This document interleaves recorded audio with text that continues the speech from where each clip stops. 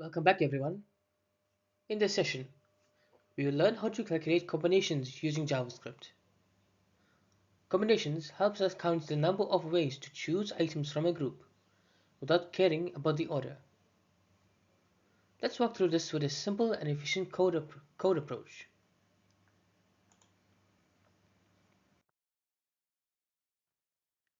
So what are we solving here? We want to count how many ways we can choose our items from n, ignoring the order. The standard formula involves factorials, which multiply numbers downward. This approach is key in stats, games, and logic-based tasks. Here's our JavaScript function. We use a helper function, product range, to handle factorial like multiplication. Then in combinations, we check for simple edge cases and use a math trick to optimize the logic. It is compact and avoids redundant work.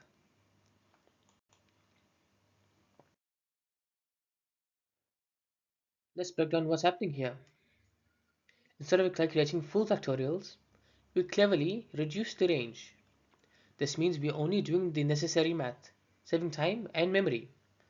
It's a very neat way to make combinations efficient.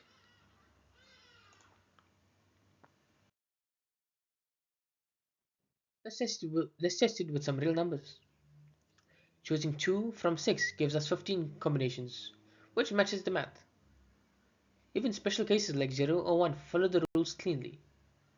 This shows our function is solid across the board.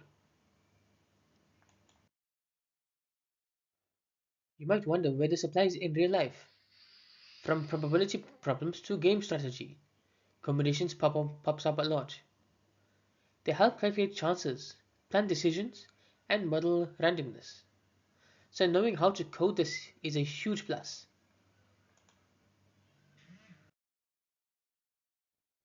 And that wraps it up. We've calculated combinations with a smart factorial shortcut in JavaScript. This technique is powerful and much faster than brute force. Keep this one handy. It is useful in so many math and logic challenges. Thank you for watching. If you if you enjoyed this video, please make sure to like, share, subscribe for more JavaScript tutorials. I'll see you in the next one.